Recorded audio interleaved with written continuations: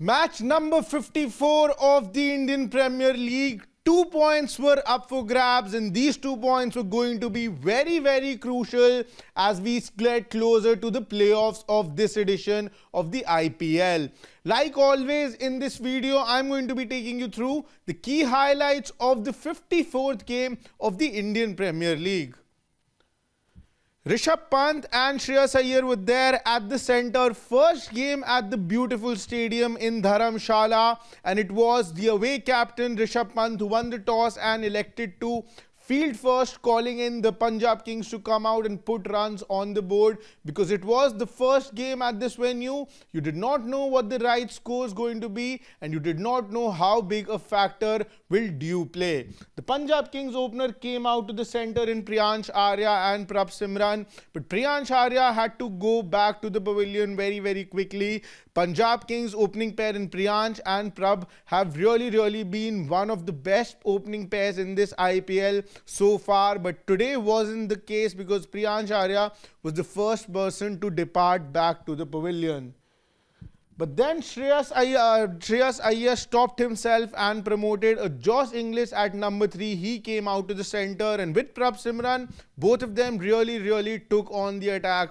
Josh Inglis in particular played a quick fire 30-run knock, a cameo of sorts, but till now in this season he did not had the best of the times. But today 30 runs by his bat really helped the Punjab Kings. And Prabhsimran on the other end, he's known for his flamboyant aggressive batting, and that's exactly what Prabhsimran continued to do today as well. But then once Josh Inglis returned back to the pavilion, it seemed to be that Punjab Kings' run flow might stop a little bit on what was looking a flat track to bat on. It looked like 200 runs would be a par total. So if the Punjab Kings wanted to have a winning total on the board, they needed at least 20-25 runs in excess of 200 in the first innings itself. Prabhsimran then hit a shot, and he was dropped by none other than Nicholas Pooran, and this opportunity really should have been taken by Nicholas Pooran because Prabhsimran at this point was batting at just 21 runs, and what he went on and did after this was absolute carnage, and that definitely cost the Lucknow Super Giants the game. Prabhsimran got to his 50 just after the catch was dropped within no time, and with him his captain in Shreyas Iyer was there at the centre as well. Shreyas Iyer went on and scored 45 runs. So after that catch was dropped, the run flow continued. The two batters did realize and reassess that this wicket they need runs in excess of 200, and Prabhsimran wanted to capitalize on the drop chance. Shreyas Iyer with him was playing an aggressive knock as well. 45 is what Shreyas Iyer got before he too departed back to the pavilion.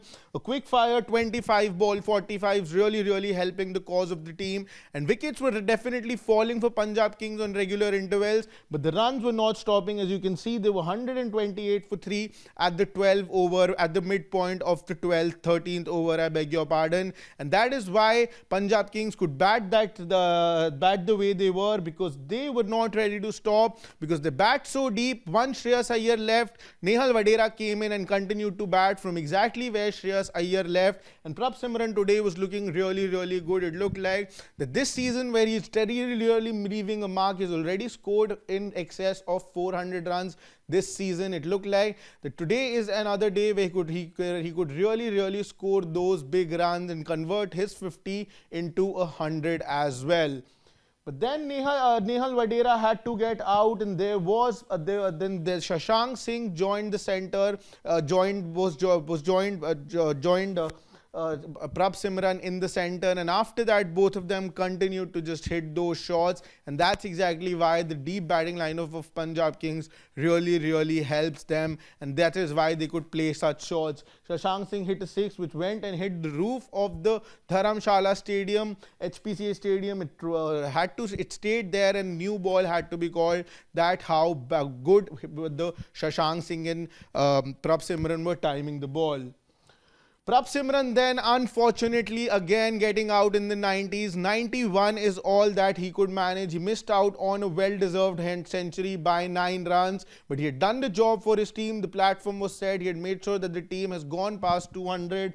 The final touches were given by Marcus Stoinis and Shashank Singh, and the Punjab Kings were sitting comfortably with 236 runs after their 20 overs, giving the Lucknow Super Giants a target of 237.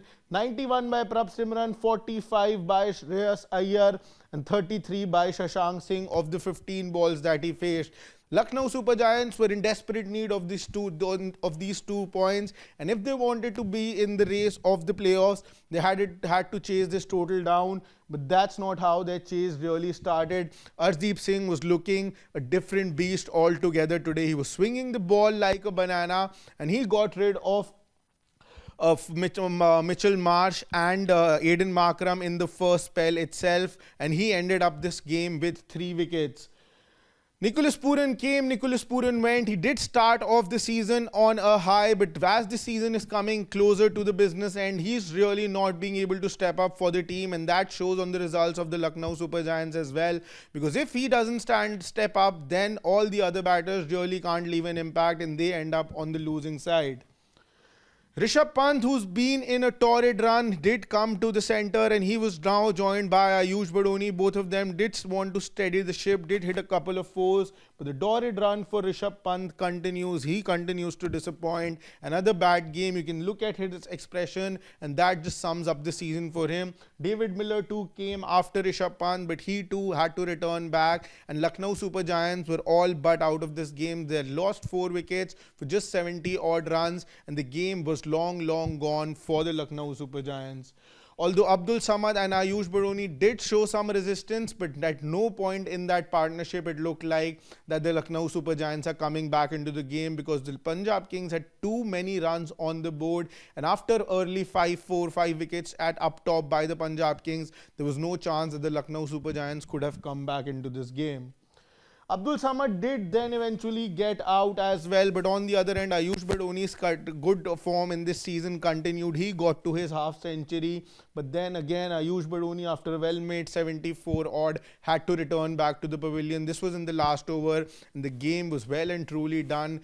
Punjab Kings winning this game in excess of 30 runs. These were the happy visuals from the Punjab dressing room. They happily sit on the second point of the points table.